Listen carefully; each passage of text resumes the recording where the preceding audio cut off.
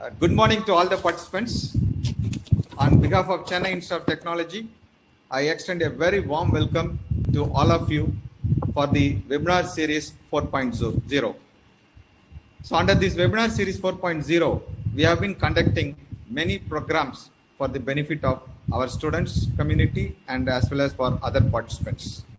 In that line, today we are having a very important program about the new education policy 2020 recently launched by our government of India. So on behalf of Chennai Institute of Technology, first of all, I extend a very warm welcome to Mr. Sanmugha Raja, who is a well-wisher of our Chennai Institute of Technology, and he has taken a lot of effort in arranging this webinar program. So on behalf of Chennai Institute of Technology, I extend a warm welcome to you, sir. Welcome, sir.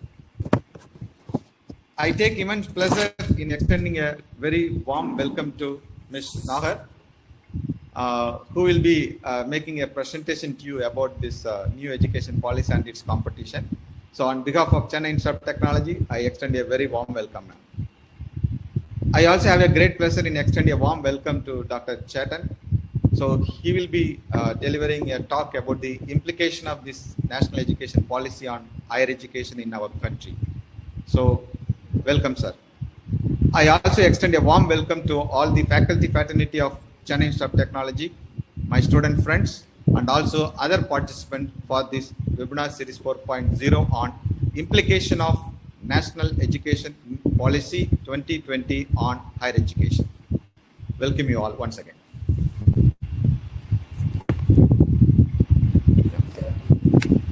Now, I would like to introduce the first speaker to this forum, Ms. Nagar.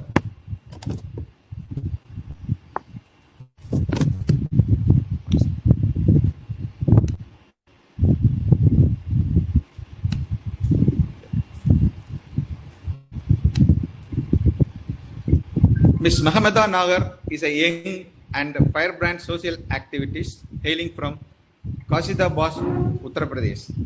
She has been working for the social causes since 2014. She has graduated in English from Miranda House College of Delhi University, which is India's #1 university as per NAC and NIRF. While in Miranda House, she also served as the college vice president. She is currently pursuing her LLB from Faculty of Law, University of Delhi. In 2015, she represented India as a youth women leader in USA.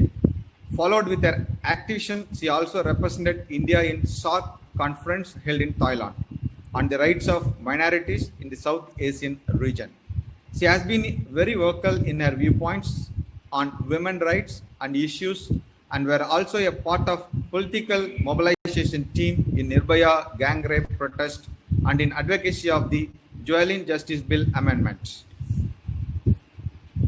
She has served as the National Social Media Co-Convener of ABVP and is currently the National Co-Convener of My NEVP competition. Ma'am, we are very fortunate to have you with us on this particular day. And now I request you to make your presentation, ma'am. Welcome, ma'am.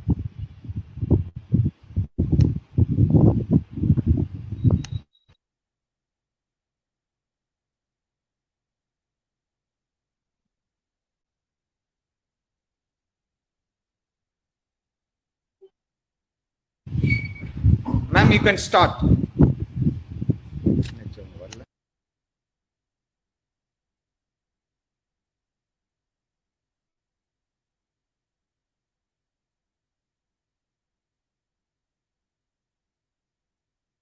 Ma'am, you can start your presentation, ma'am.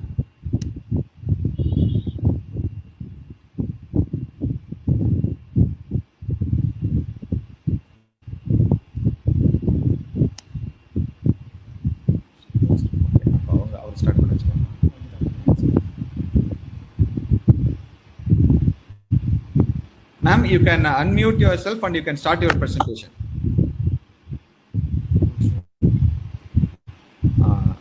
I think, sir, Dr. Chetan, sir, some technical issues with her. Sir, can you start, sir? Sure, sir. Yeah, I will give a brief introduction. Yeah, I think she is back. Ma'am. I'm really sorry. Yeah, no we can problem. if that. Yeah. Yeah. I'm okay with either of that. So please, I leave it to you. Okay, just for the ma'am, till you get ready, just for the benefit of our participants, I will give a brief introduction about this national education policy. Then you can start. Yeah. Okay. Yeah, dear participants, as I said already, recently the national education policy was announced by the Ministry of Education. The policy is aimed at transforming the Indian educational system to meet the needs of the 21st century. The new policy seeks rectification of poor literacy and numeric outcomes associated with primary schools, reduction in dropout levels in middle and secondary schools, and adoption of the multidisciplinary approach in the higher education system.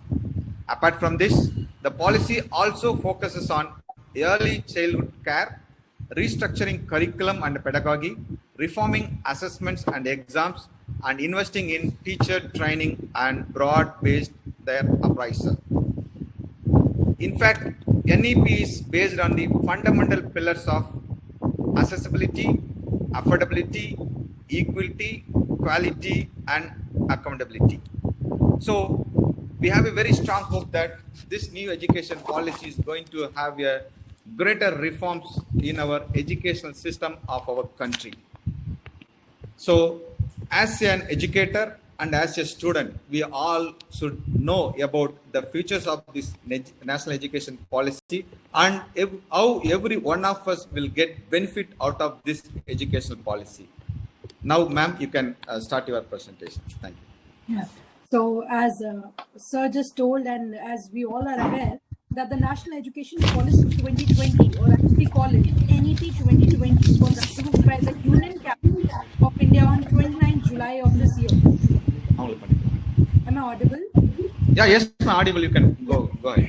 NEP was brought to life in order to capture the vision of new India's new education system to empower and equip the upcoming generations with the right set of skills to become the best version of themselves. The policy aims to transform India's education system by 2040 through freedom to medium of instruction, a plethora of courses to choose from, and added initiatives for the development of the future. In lieu of the same, Vidya Bharati Akhil Bharatiya Shiksha Sansthan has taken up an initiative to raise and foster general awareness about NEP with the help of a competition which is also called as My NEP competition. So I give my regards to all those who have joined us today in this interactive live session.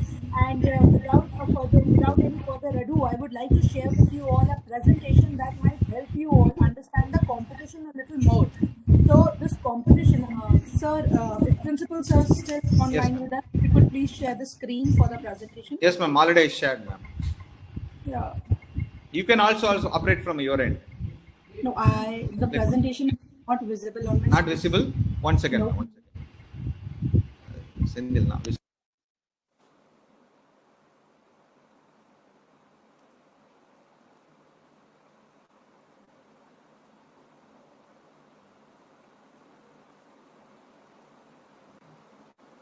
Yeah. Now, and as you can see, it's My NEP competition, Meri Shiksha, Mera Bharat, My Education, My India. So that's the tagline of our competition. And there's a official hashtag which we have chosen for the entire social media platforms. That is hashtag New NEP, New India, which is made for all the social media interactions. This hashtag. Apart from that, if you try to understand My NEP competition, the purpose of the competition is to reach every single student, every single person of the country, and to understand what national education policy is. And to know about the competition, you don't have to go to different platforms, understanding how you're going to participate, how you can interact, how you can submit your entries. Everything is just available on one single website, and that is www.mynep.in. And I'm very happy to share with you all. This is going to be India's first ever biggest virtual competition that has ever held, and the most beautiful part about it is that it is not available in one or two languages, but in fact it is available in all 13 languages that we have shortlisted, and not just the website that is available in the 13 languages as you see on your screen: Hindi, English, Marathi, Gujarati, Malayalam, Tamil, Telugu, Kannada, Assamese, Punjabi, Odia, Bengali, and Sanskrit. These are the 13 languages that we have shortlisted for the smooth running and for the participation of this competition. And not just the text modules, but in fact, if you see the videos that are available, the text module that is available on the website, that is also available in all these 13 languages. Apart from that, even if you want to participate in any of the competition, you can also submit your entries. I'll tell you about the competitions as we proceed further.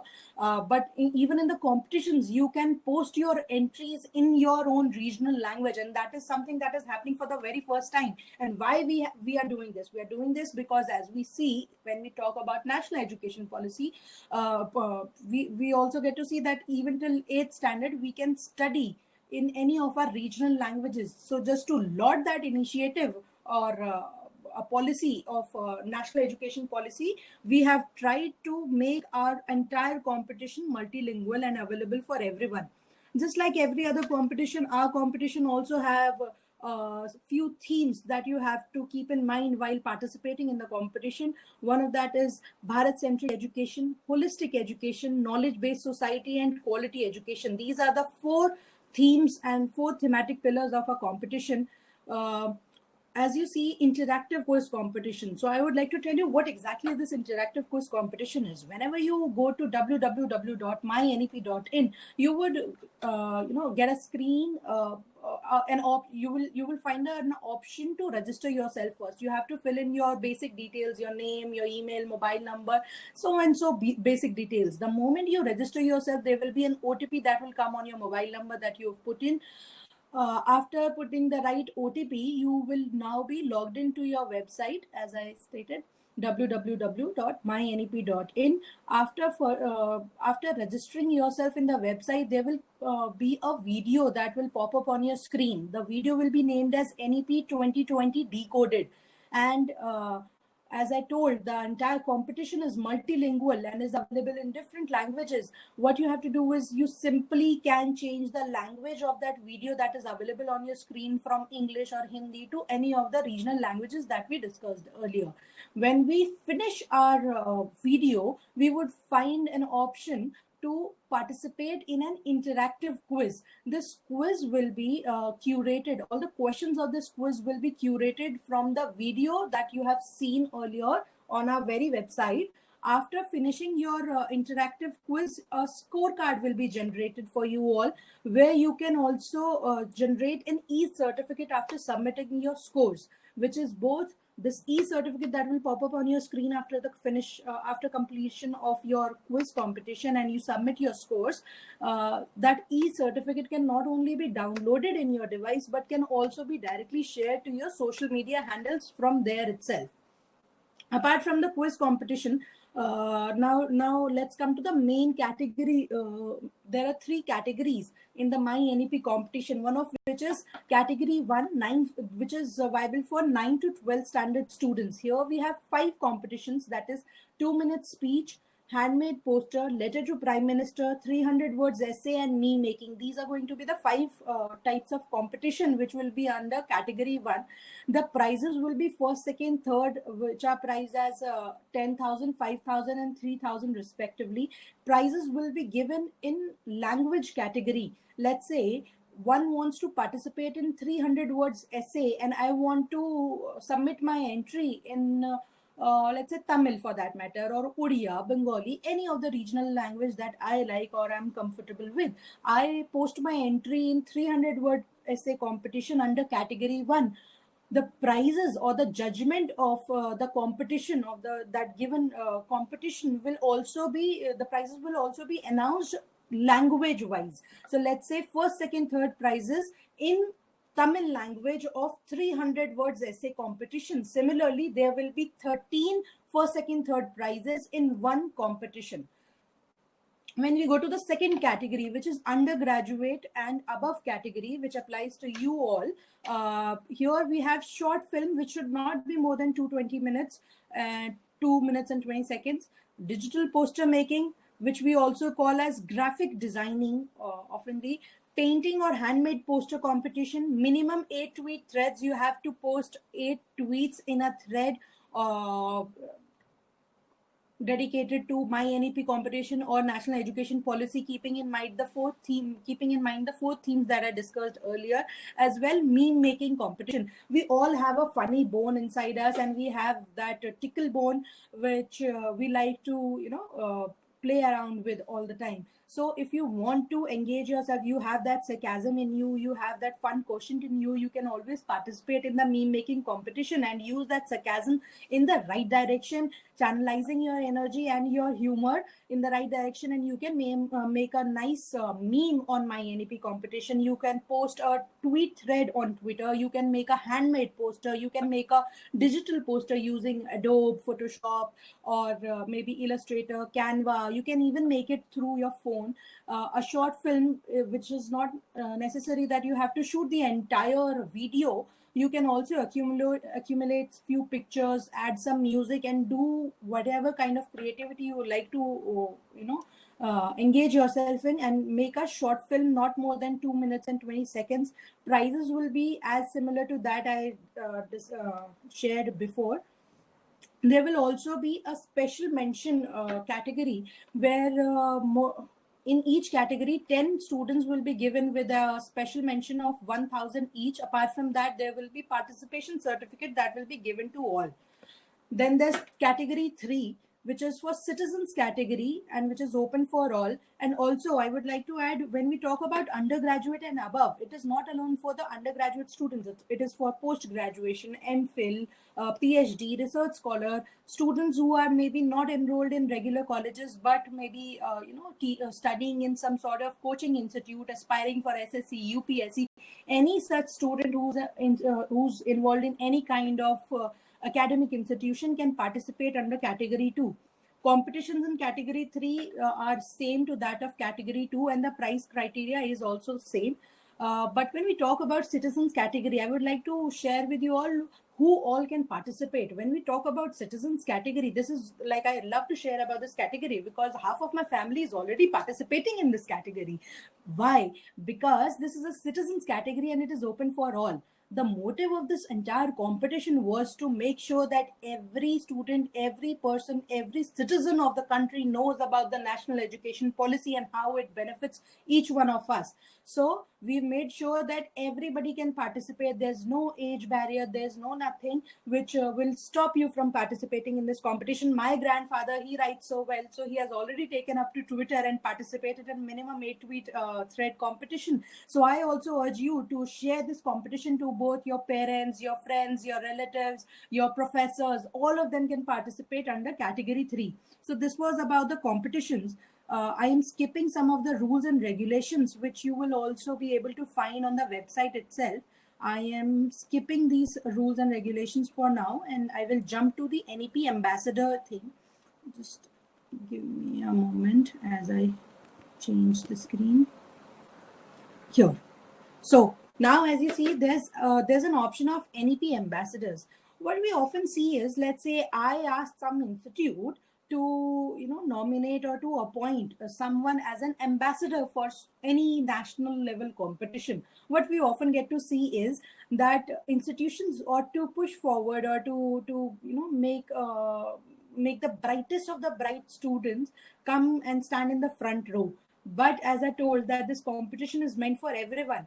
Like, for a fun fact, if I am not the brightest of the bright student and I want to become an NEP ambassador or an ambassador of any competition per se, my institution might not have pushed me forward and made me the ambassador of any national event. But when we talk about our my NEP competition, anyone can become the NEP ambassador. No matter if you are a front bencher or a last bencher, you have yourself an opportunity to register yourself as the NEP ambassador, and it's very easy. You just have to go to our website www.mynep.in. You have to go to the option of becoming an NEP ambassador. You register yourself, you have to upload your image. Apart from that, you have to fill some of your basic details, and you can easily become an NEP ambassador. An e-certificate will be generated from the website itself, which will be again both downloadable as well as can be shared on your social media handles. Apart from NEP ambassadors, we also have an NEP pledge for schools, colleges, and institutions. It is a bright opportunity for institutions to mark themselves as NEP supportive school. And by taking this pledge, by taking the NEP pledge, institutions will commit to adopting NEP and ensure holistic education, knowledge-based society, and quality education, which are also our themes in the competition to the students. And when it, Yes. Yes. Sir ನಾನು Axis ಕಾಲ್ ಮಾಡಿದ್ರೆ ಪವನ್ ಅಂತ ಹೇಳಿ.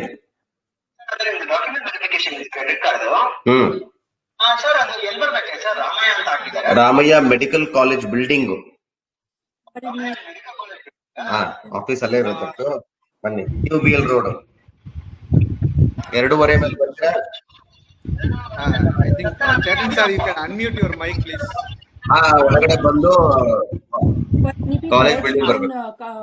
download your customized letter from the website, and that can also be applied only by the heads of any of the institution. So this is our competition in short.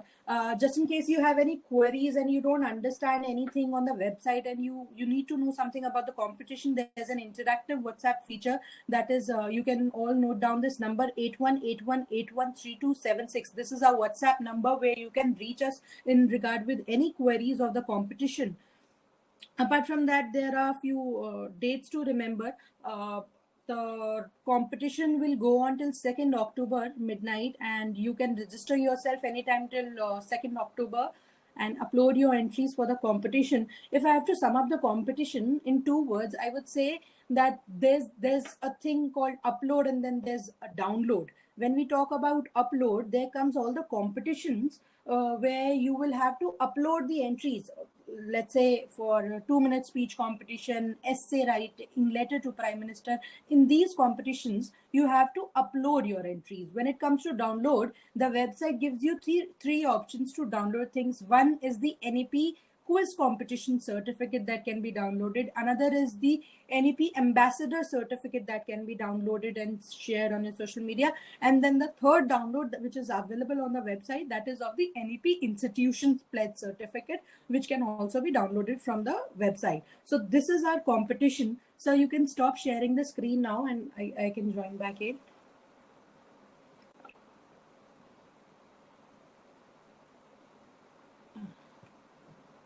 My video is not available. Am I audible? Yeah, cool. So that's about our competition.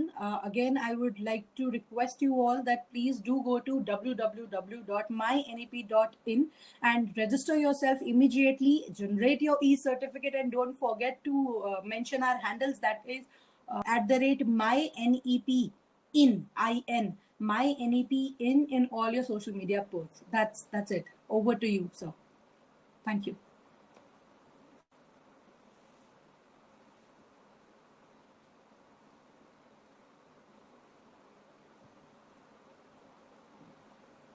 So you're not audible. Thank you very much, ma'am, for your excellent presentation about the My NEP competition.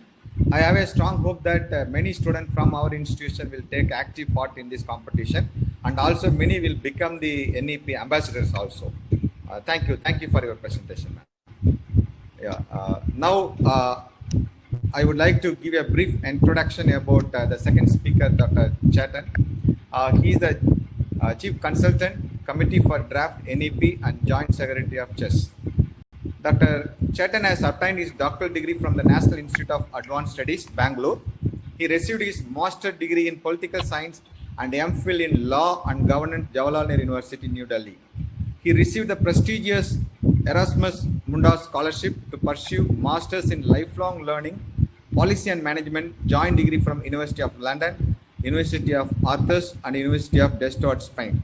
He is TAD visiting faculty, Julius Maximilian University of Würzburg, Germany for the period 2014 to 2018. He was visiting faculty at the Tamil Nadu National Law School, Tiruchirappalli, and National Law School of India, University, Bangalore. He is recipient of Social Justice Medal awarded by the Ministry of Law and Justice, Government of India, for his service towards human rights and women empowerment by the Honorable Chief Justice of India in 2007.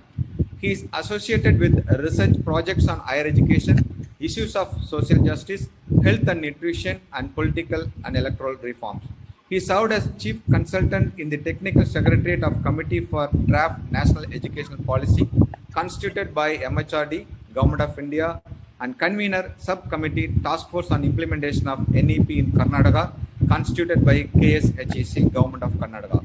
He is Joint Secretary of Center for Educational and Social Studies, Bangalore. Presently, Dr. Chetan Singhai is Associate Professor of Political Science and at Ramaya College of Law and Deputy Director of Ramaya Public Policy Center, Bangalore. Sir, really we are very happy to have you with us in this webinar. Now I request you to deliver your talk, sir. Welcome, sir. Thank you, sir. Thank you so much.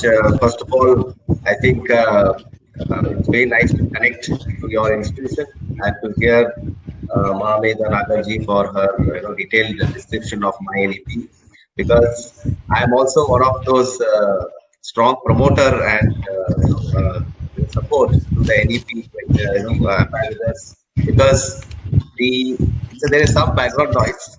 You can mute. That would help. I think all others can. Yeah, now it's better, sir. So the MyNEP is really very, very useful, because I think the NEP 2020 is of the students, by the students, for the students. I think it's the students who have to now kind of engage as ambassadors, as knowledge gainers, receivers, and so on and so forth. It's very, very important. And I would really second what Mahameda Nagarji mentioned, that it is very important that you take active role in that. And also in the process of policy making, we have seen that when the policy document was in public domain, when the draft was in public domain, very limited or very less feedback from students on the policy or suggestions. Now, this is a time that you need to be proactive. You need to engage with it as students, especially, so that you can contribute to the overall implementation process of the NEP 2020 and make the best out of it. And let's not be very narrow and limited in our approach, that, oh, this policy will not affect me because I'm a final year student. We should not think like that. It is something which we contribute for the future as well as the present. Every individual is important. Every individual should take it seriously and contribute to the implementation. With that little aspirational note, I will move on to my presentation. And it kind of aligns very well, because MyNEP means you need to know about the policy to contribute.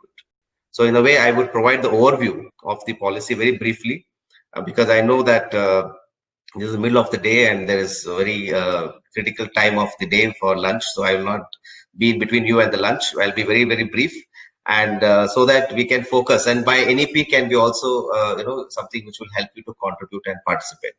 So with that, I will move on with my presentation, because some things are well done and well said when we show it in illustration. Can you please see my slide, sir? If you can just give me a heads up. Sir, it is visible, sir. You can go ahead. It is visible. Yes, thank you. Now, NEP 2020 comes in as a policy after a period of 34 years. The last policy that we had was a half policy, because that was 1992 policy, which was called the Program of Action, which was an extension of 1986 policy. And the previous one before 1986 was 1968. So in essence, we had 2.5 policy. And now we have a policy for not only looking at what happened last 34 years, but also looking at next 40 years. Because if you see, the policy makes points, as in that by 2035, 2040, 2045, we need to achieve this. If you read the policy between the lines, you will see there's a temporality component of it. So in essence, we see a policy in retrospect, looking at what happened in the last 3.5 decades, and prospect, what is expected in the next 2 to 3 decades. Right? So that's kind of a policy framework which comes in NEP 2020. Now, the main objective for higher education, for policy that NEP talks about, is to revamp the higher education system. And while we revamp, we need to focus on creating world-class multidisciplinary. This is a very important word. I would like to stress, all the ambassadors of NEP must think about this term very critically and very deeply. The world class is one thing, but multidisciplinary higher education institutions across the country, and increase the gross enrollment ratio. So your ideas as young brigades of higher education, how to increase the gross enrollment ratio up to at least 50% by 2035. Why I say so is that the current gross enrollment ratio, what is gross enrollment ratio? Gross enrollment ratio is the total enrollment of the eligible population who are eligible to get into higher education. That is those who have completed higher secondary and are now getting into higher education. The eligible population out of the total 100%, current GER, gross enrollment ratio, is 26%, which is very, very less. In fact, that makes our education system being very elitist, because only 26% of the total 100% of the eligible population. Whereas we see in South Korea, the enrollment is 94% GER in higher education. So at least we are going in a phased way. Gradually, the NEP says we should at least achieve 50%. To call ourselves as higher education, at least reaching to a mass higher education, not universal, but at least mass higher education. We have done it in the primary education. We have done it in secondary. Now it's time to focus on higher education. So in essence, the policy says the outcome of the objective is to focus on 3 E's. Equity, that is, when we talk about increasing gross enrollment ratio, we're talking about accessibility with access to those who are socially disadvantaged or marginalized as well. Then talks about expansion, that is to have more and more number of universities in order to ensure GR increases. Then it talks about excellence, that is world class. The institutions must be multidisciplinary and world class, quality. So in a sense, it talks about expansion, equity, and quality in the objective. So with this policy objective, any policy you take, there's a very clear objective, and this is one objective. With this, the NEP goes into making certain approach or policy points that we discuss. Now, before we get into the policy points, I want to share 2 points to you, 2 larger points to you. One for our young minds who are listening here and faculty members who are listening from CIT. You should know how the policy came about. You know, it's not just overnight effort or one night or few people coming together and discussing. There's an approach, and the approach is quite complex. Why? Because the system itself is so complex. The need is so complex. The aspirations are so complex. So to streamline that, there has to be an approach. And that approach, the policy, as an insider I can share, is that first they reviewed the past national policies and reports. As I said, there are 2.5 policies. That is Education Policy 1968, Education Policy 1986, and then the Program of Action 1992. But there were also various commissions who were constituted in order to engage in specific aspects, whether it is management of higher education institutions, governance of higher education, women in higher education. So there were many commissions, like our famous, what we see, Yashpal Committee report, National Knowledge Commission report, who have been quite detailed in their feedback on what needs to be done during that period of time. So the NEP committee, the committee to draft the national education policy, that is also known as Dr. Kasturirangan Committee, first looked into what is there in practice today and what is that we have engaged first to review that. So they all became like a researcher to understand what is there. Then they looked into consultations and inputs which the ministry was getting from all over India on the TSR Subramaniam Committee report. And there was another small document of 43 pages called as Some Inputs to MHRD, which was an offshoot of the TSR Subramaniam Committee report, or like an executive summary of the TSR Subramaniam Committee report before the Dr. Kasturirangan Committee was formed. So all of that comments, inputs were coming from across India with valuing the national diversity. They were coming in multiple languages, they were coming with multiple emotions and concerns. And that came as a very important empirical source or data for understanding what the committee should focus on. Then the analysis of those consultations were done. And also few members, they also came from various parts of the country. They went around various states, interacting that what is need of the hour and so on and so forth, from the inputs coming from the first level of analysis. Then 25 themes were identified by the committee to streamline the ideas. Because imagine this section, right? We have what we call almost 35 to 40% of the entire population in a way is directly or indirectly associated with higher education. So everybody giving their input. It was very massive exercise coming into multiple lakhs. And those comments had to be analyzed. And from that analysis, themes were identified. For example, autonomy was one theme, accountability was another theme, regulatory system was another theme, then finance was another theme. So like that, the 25 themes were identified. So this 3 exercise led to themes. Now these themes were very useful for making further consultations.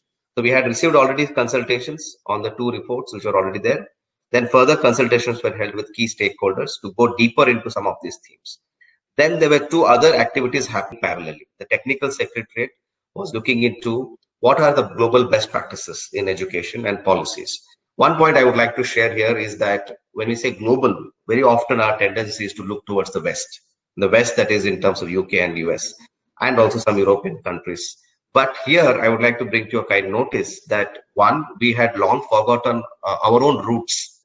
Nalanda, Takshashila, Vallabhi, they have been excellent models of multidisciplinary world-class universities with international outlook and with learner-centered and student-centered approach. That is one issue. The other is the neighborhood countries. If you see and if you get a chance, and this is publicly available document, please, I will urge you, and it will also help you for your MyNEP competition if you want to, that there is this policy from Bhutan, National Education Policy of Bhutan, which is an excellent document to read. And I think all educators must read that document.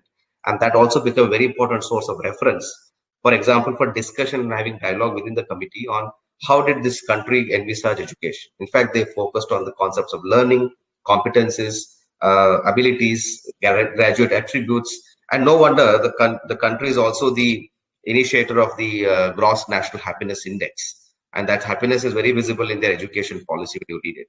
So those are all examples. So when we say global, it doesn't mean just global of the kind that we always look, but it's global means it's inclusive of all the nation states together. Then literature survey. This is another issue that I would like to bring to your notice as our students and faculty members. The exercise was that to find empirical data, what has been empirical data or research that has been done on higher education related issues, whether it is about student achievement, learning outcomes, so on and so forth.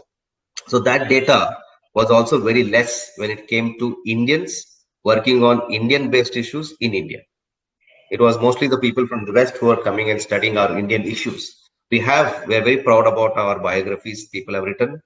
We are very proud about autobiographies people have written about education system, but very less, I can't say no, but very less in terms of empirical work on higher education issues, right? Which could be a good policy, input for the making. So in essence, this is an opportunity we have. Each one of our classrooms are an empirical data. We can always write about it from a scientific way or a research based.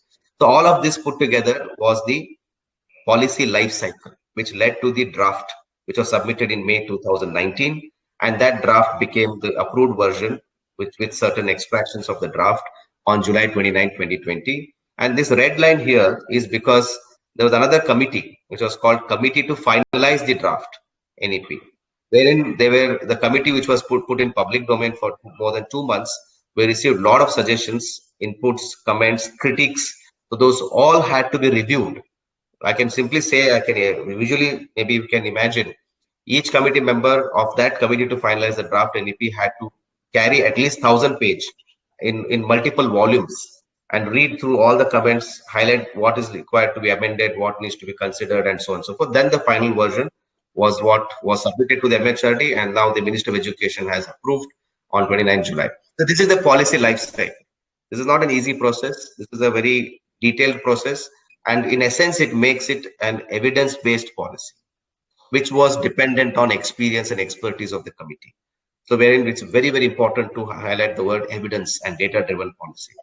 Now, from this exercise, 11 challenges in higher education were identified. Higher education was identified, and those 11 challenges are addressed in each of the policy recommendations or reforms that have been suggested in NEP 2020. So there is some background noise. I hope it's not distracting, but I'll move on. Now, one of the major challenges, the higher education system in the country is fragmented. When we say fragmented, we mean to say that we have 44,000 plus colleges and 950 plus universities. Especially among the colleges, we see that 3% of the colleges have enrollment of 3,000 and above number of students with around 150 faculty members, wherein there are 20% of the total 44,000 colleges which have enrollment of less than 100 with 3 or 4 faculty members. So resource optimization, resource maximization, sustainability becomes a major challenge. Second is we don't emphasize much on cognitive skills and learning outcomes. There are institutions who are exceptions, who are doing it, but exceptions cannot prove the rule. So there are majority who are still not able to engage with this notion of cognitive skills and learning outcomes. And this, my friend, engineering science students, I would like to urge you more. We are seeing a shift in getting out of our academic discipline. We are seeing, but it is not yet become a practice. So there is this very rigid separation among discipline, like social science, engineering, law, medical. So there is a lot of harnessing that is needed in terms of cutting across engineering. So we have biomedical engineering or bioengineering, which is coming up big way. So that is a good example of how innovation can be built in.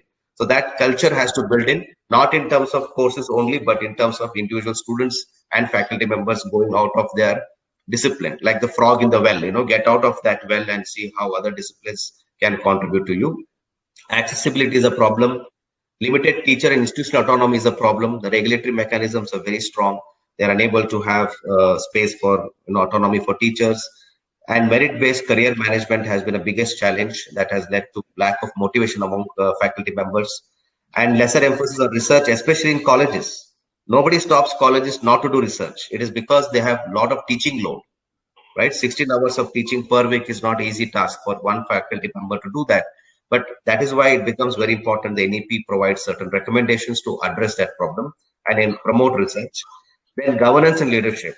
Not everybody will have best vice chancellor, best principal. It is very important to have that governance, including the management, which supports innovation and change. I'm talking about majority of the institution, but not all, right? But majority are still finding that as a problem. Then ineffective regulatory system. As I said, this ineffectiveness affects teacher autonomy, institutional autonomy.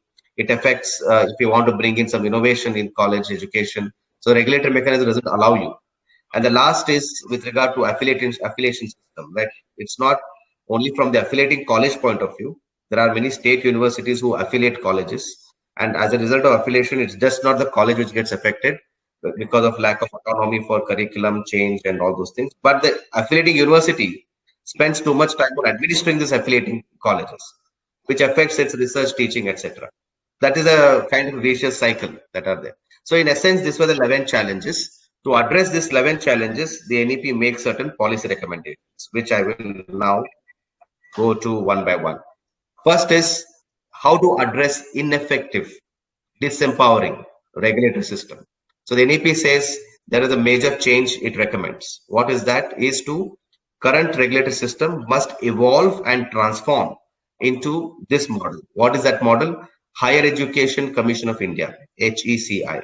Higher Education Commission of India must be established. Under that, as a meta body, that is the highest level body, Higher Education Commission of India. Under that body, we need to have 4 independent autonomous verticals.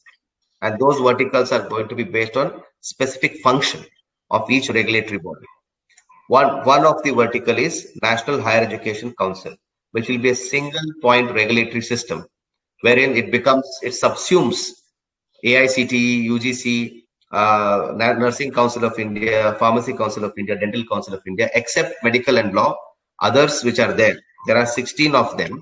They would be subsumed under this National Higher Education Council, and this entire regulatory system must be based on a principle of light but tight.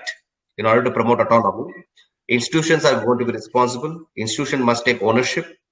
To give 2 examples, the National Accreditation and Assessment Council methodology now, the DVV, data validation verification, has been on this model. That is 80% of the data that you submit is your data. They'll verify from publicly available data. So it is based on your integrity, your transparency, and your efficiency in giving data. So the autonomy is given to you now. Unlike earlier, where the peer committee used to come and assess you, physical and all those things. But now it is completely moved to online. So it is completely your institution role. Second is our taxation declaration, right? As long as you are fair, you have the integrity, you have that financial probity, and you declare your taxes, you are able to be safe from any kind of bodies. So almost similar lines. I cannot say it is synonymous. So on a similar line, institutions will be given the autonomy to express have the transparency procedures, integrity, declare, make public disclosures of their financial aspects and all those things, and then the regulatory bodies will be soft on you or light on you. If you don't do, they will be tight on you. They'll be much more harder on you. So that is left to the institution now. How? Unlike earlier, regulation was input based. Now it is output based. That's a major difference. Second vertical is National Accreditation Council. Third vertical is Higher Education Grants Council, which will focus on grant making. The UGC will be subsumed under National Higher Education Council. Some of the functions of the UGC will come to the Higher Education Grants Council. Then some of the functions of the UGC also goes to General Education Council, which will frame learning. So these are 4 independent. So one of the critique I have seen is that, will this lead to centralization, right? Hence, I wanted to show you in the next slide. No, it will not lead to centralization, because these 4 verticals are supposed to be established, keeping the spirit of the concurrent list of the Constitution, where education is in the concurrent list. Respective state governments are supposed to now establish similar bodies at the state level. So similar to the National Higher Education Council, we have State Higher Education Regulatory Council. At least in Karnataka, the task force report, which has been discussed in implementation report that we are making now, here we have agreed to have this kind of bodies. State Education Council, similar to General Education Council. So they borrow references from the central bodies, but at the state level also they'll be establishing that. On the grants of commission, we have State Higher Education Grants Council. In Karnataka, they have thought about another body called State Council for Research and Innovation, which will be aligned to National Research Foundation. Now, as I mentioned, what are the major reforms for our friends, students, faculty members, so and so forth, or your brothers, sisters who are in the verge of becoming part of higher education? What are the major changes? One, as I said, GR, the difference here is, in addition to brick and mortar institutions, that is our colleges and universities, NEP says, in addition to that, we can also focus on open distance learning and technology as a means to achieve higher gross enrollment ratio, which is happening in many of the Western countries as well as in our neighborhood.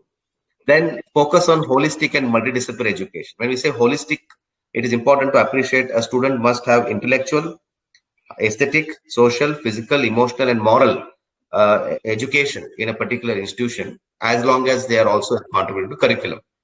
The major other suggestion is that restructuring of higher education institutions into new types, and they should be multidisciplinary. Currently, we have public state university, central university, private state university, private deemed university, public deemed university, state open university, central open university, and institution of national importance like the IITs and IIMs. So we have these 8 types of education institutions. NEP says this is very complex, and they are based on ownership. If the state government funds the state university, they are becoming state universities. If a private trust sponsoring body funds the private university, they become private universities. So they become based on ownership. Now we have to shift the focus from ownership to function. Any of these 8 types of institution will function 3 core functions, whatever the function is: research, teaching, and extension activity. These are the 3 common functions in any of these types. So why not focus on the function rather than the ownership? So that's why NEP says there should be 3 types to make the system very simple and straightforward. Research university would be there, who would focus both on research and teaching. In research university, it's a mandate that they should have undergraduate education also. Teaching institutions or higher education institutions should be going forward, focus on teaching, but conduct significant research. Then by 2035, NEP recommends that all colleges or any higher education institution, all higher education institutions must become autonomous. And that is why they say the third approach or third category would be degree awarding autonomous colleges. So that responsibility for colleges is also going to increase a lot, with focus only on teaching at an undergraduate level. So in a sense, there is no hierarchy. Don't consider here there is a caste system saying that research is higher, teaching is lower, and degree awarding is further lower. No, it is very simple that there is a flexibility across. Today, let's say that in Indian Institute of Technology, Madras becomes part of the type 1 today, and after a few years they think they need to focus on teaching with conducting significant research. So they have that flexibility. Any institution can start with one level and go to the other level, or start with the higher level and come to the lower level, depending on their institutional development plan with the approval of the independent board of governors. The other 2 points I would flag here is for our student friends here, that progressive completion. NEP recommends that there should be flexibility and progressive completion, because what happens is if you don't complete your course, you are called as a dropout, but you have genuine reasons for not continuing. It could be financial reasons. It could be simply the interest in that subject. It could be simply that you don't feel like, right now you want to study, you want to work and come back. So that flexibility was not there in the system, and it is still not there, but that is the proposal NEP makes, is to, if you finish 1 year, you should have something in hand, and that is called certificate. If you finish 2 years, you should get a diploma at least, whatever the course is, whether it's medical, engineering, whether it is arts, commerce, or so on and so forth. Or if you finish 3 years, you should get a degree, which is what we used to get till date. But the first two were not there. Only third one was there. So a student leaving after 1 year has to again start from first year. But here the NEP says flexibility should be given, that they can go out and come back. At the same time, they can continue where they have stopped, right? So that flexibility. And if you do fourth year, you'll get an honors research degree, which will make you eligible for PhD also, if this model is applied. So what happens to master's program? Master's program will have three possibilities. One possibility is you have 2-year masters, which is there today, to continue that, or you can have 1-year masters, or you can have a 5-year integrated UG PG program. An institution has this three possibilities of a master's program. And as a result of that, MPhil is to be discontinued from henceforth. That we can discuss eventually. Then institutional wise, as I said, all higher education institutions must become autonomous by 2035 is a recommendation. And the government's role in institutions, whether it is type 1, type 2 or type 3, the role of the government, respective government, is going to be minimal based on the principle of light but tight. And as a result of that, the board of governors, it will replace syndicates, executive councils, executive committees, senate, and so on and so forth, and have board of governors. Now, board of governors will be not by default nominated by the government or by the sponsoring trust, but they will be a highly qualified, competent, dedicated individuals who are appointed as the chairman of the board of governors and the members therein. They would decide recruitment of the faculty members. They would decide the development plans of the institution in consultation with the management and the respective sponsoring trust and the faculty members, and draw the plans. I would not stress too much. I will focus more on internationalization at home for our engineering students. Very often, the tendency that we look towards the West, as I said earlier also, get into higher education, aspire to get into one of the best. NEP says, while that is welcome, it is important that the higher education system in the country must focus on how to internationalization at home here, how to attract our students to retain themselves back here by giving world-class higher education to across discipline. Because when you go to Princeton, when you go to Carnegie Mellon, when you go to Caltech, the experience there is, number one, multidisciplinary, quality of teachers, quality of curriculum, so on and so forth. Now, why not do it here in India by giving that support, by giving that special momentum to it? That's also important. And we have done in the past, unfortunately, because of the unfortunate Macaulay's minutes, we have forgotten our roots of Narendra Takshashila Vallabhi, who have contributed to this model where scholars from the world is to come here. Now it's time to rejuvenate. Now it's time to rethink and be a little aggressive on how to build our higher education system towards that. And everything what NEP is saying, like this, is not going to happen tomorrow. It is gradual, but at least the thought process direction is now there. And for faculty friends, especially National Research Foundation has now been brought in. We have got 5,000 crores already being announced in the previous budget, and there should be more, and we are sure that is going to come. But the differentiation, the sort of hierarchy we had between public institution and private institution for research grants, sometimes they used to straightforward say that if you are not government funded institution or government recognized institution, don't apply. So those differentiation must be taken off. Public private should be seen as a level playing field. Merit, quality should be given value of proposals that have been sent. And second point is social sciences gets a lot of attention. Arts, humanities, like we have DBT, DST for technology related funds, but we didn't have much from except Indian Council for Social Science Research.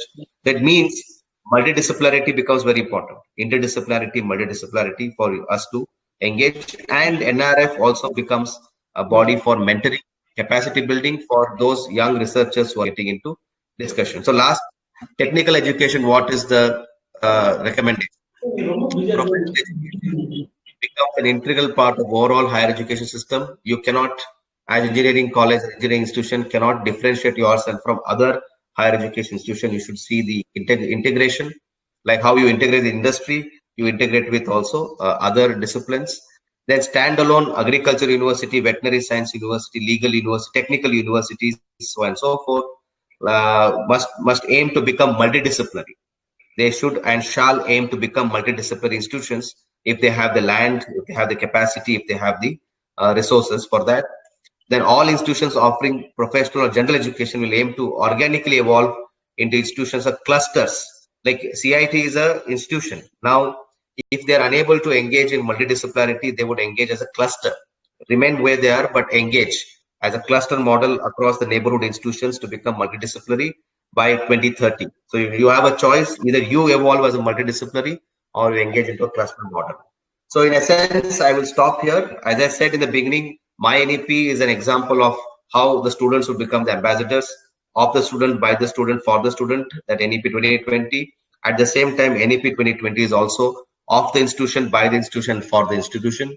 And it has a very, very fine balance between autonomy and accountability with the principle of light but tight regulatory system, which was much needed because all faculty researchers, we used to complain that, we don't have autonomy, we don't have freedom, but now it is there as per the NEP as in terms of recommendation. And respective state governments are now supposed to come out with their implementation plan. And that is something that, again, I'll repeat, my NEP becomes very important because you as the direct beneficiaries of education, your voice, your ideas are very, very important to draw the implementation plan. And as a result of that, it is very critical for us to engage actively. I'll stop here and I will take questions if there are any. I hope I have not taken much time between you and your lunch and ideas that are going to come as questions. Thank you so much. Thank you, sir.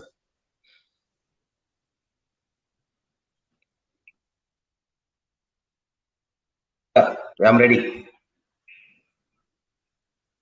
Hello, sir.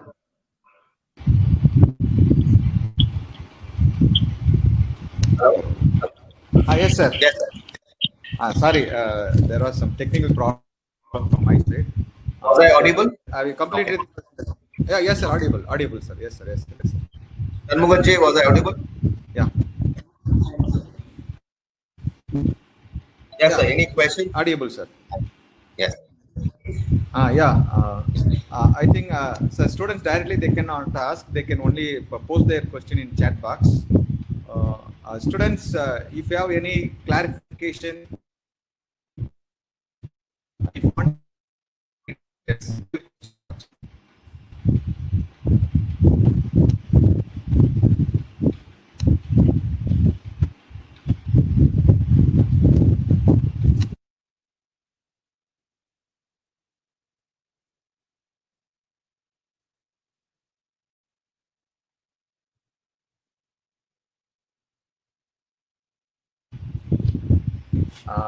Okay, sir. I will do one thing, sir. I will collect the question from the students and then mail to you, sir, so that you can send back to us. I hope I was audible because I was not able to see the screen because I had the PPT slide up there. No. For the entire session, he was completely audible, sir. In fact, your voice also little bit louder only. So I think all might have listened properly, sir. No issues at all. So thank you very much, Dr. Sir. Yeah, you have given a very deep insight into the national education policy. In fact, you have started from how it was drafted and what is the process it has undergone before it has reached the final stage. And also you have given a special insight into how engineering education will get benefited out of this national education policy. Both college and as well as student, what are the benefits they will get derived out of this national education policy. Thank you so much for your excellent talk about this, sir. So, Mr. Shanmugaraja, sir, once again, my sincere thanks to you for having arranged this wonderful webinar for our students.